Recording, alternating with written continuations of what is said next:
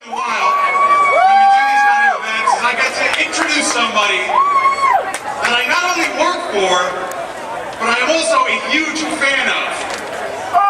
This guy right here, known lovingly as the next generation of great talk radio, found on Sirius Patriot 144 and XM America Right 166, is the host of the Wilkow Majority, Andrew.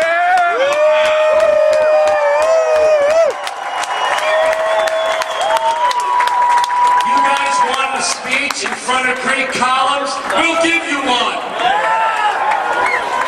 For one whole year, you've been called racist, you've been called sexist, somewhere along the way you were called homophobic. And still, you signed on to websites, you sent money in, you found out dates, you made arrangements, you got babysitters, you took the bus, the train, you drove yourself, and you came to a Tea Party. Why? Not because you're a racist, not because you're a sexist, not because you're a homophobe, because you're a tax-paying American. They say this is about greed. You're greedy. It's all about greed. It's about greed. It's about Wall Street. It's about money.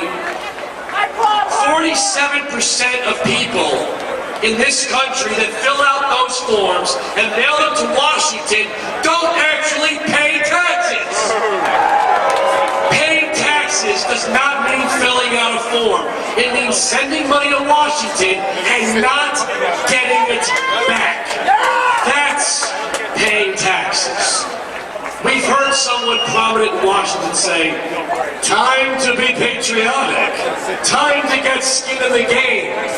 You know what? You've got a pound of flesh. I want you to note something about our system. While 47% of the population that fills out the tax return doesn't actually pay taxes, the more you give to government, the more government wants to take from you. The less you give to government, the more it wants to give to you. The more you pay, the more they want. The less you pay, the more they give.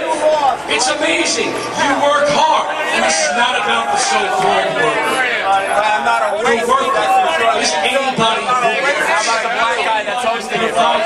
Yeah, they get one. I see a whole. Hey, they got Clarence Thomas too. He's a lackey. Be it to another person, be it to a small business owner, we all have a responsibility to do a job, whatever that job is, and we have an income that we get for that job. When the government tells us that we're not entitled to the lion's share of what we produce, who is? Who is entitled to your income?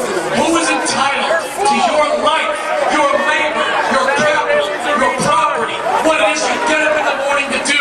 You say goodbye to your kids, you say goodbye to your spouse or your partner. This is not about sex. You say goodbye to the people that you love and you go out and you do something for 8 hours a day, 10 hours a day, 12 hours a day if you're a nurse or a doctor. And the government says, no. You haven't given us enough. We have a bureaucracy that needs to be fed. We have a program that needs to be fed. We need more, we need more, we need more, but not from everyone. Everybody has the right to vote, but everybody has the responsibility to contribute if they're going to vote for higher taxes.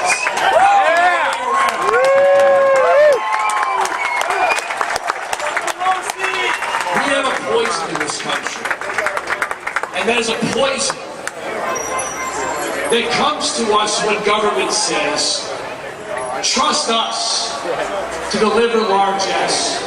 Don't worry who's going to pay for it. Don't worry about where we're going to get the money. Don't worry about what it costs. You have a right to it. Or they have a right to it. Or whoever has a right to it. And when you start to scratch your head and say, well, you want to give 32 million people this or 20 million people that, and you're already broke. You're already running a structural deficit. Where on earth are you getting the money? You want the answer? China. Every single dollar that's allocated to an unfunded program comes not comes with interest. Now, I have a term that I invented on the program, and a great economist named Arthur Laffer asked me if he could borrow it. I said, "You're Arthur Laffer, the inventor of the Laffer. You can borrow whatever you want." It's the zero liability voter. It seems that the bureaucrats in Washington favor a group of people who are willing to vote for any level of spending with no reasonable expectation that we pay for it. They're zero liability voters. And let me let you in on a little secret. When the non-contributor to the federal tax base outweighs the contributor to the tax base, you can say goodbye to your freedom, because 51% will always vote itself a raise on the backs of 49%. And when we try to discuss out-of-control spending, they tell us we don't care about children with birth defects, we don't care about elderly people who need medication, we don't care about our soldiers returning from battle with physical and mental injuries. They tell us that we hate this man because of his race, or we don't like that person because of their immigration status. They never, ever address the simple economic truth that an economy driven by non-contributors isn't an economy. It's a money system that will fail. When money is nothing but a piece of paper with a dead president on it, what is it? They say that healthcare is too expensive, food is too expensive, housing is too expensive. I would like to know what isn't too expensive. It seems in our newfound love affair with wealth redistribution, any price not set by a bureaucrat is wrong. If the product costs too much, the producer is gouging. If it costs too little, the producer is undercutting. If the producer prices the product the same as everybody else, the producer's in collusion. So what kind of pricing do you like?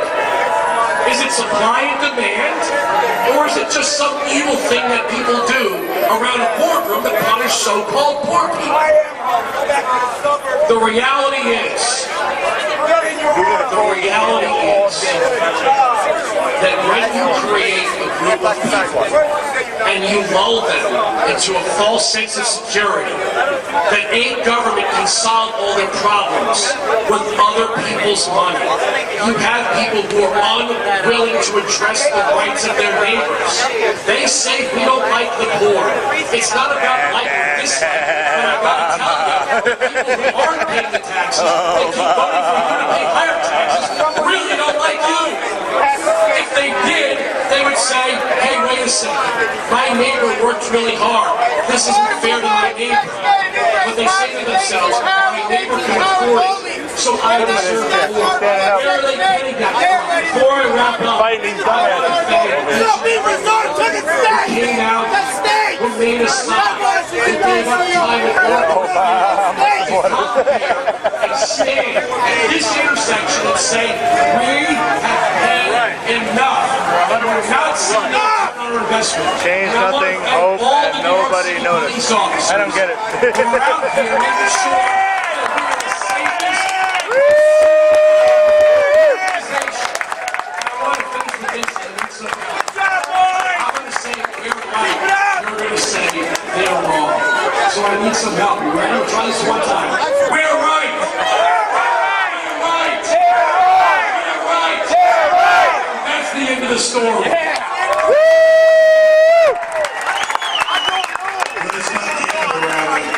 Andrew Wilkow. I really enjoy when I get to fill in for the Wilkow.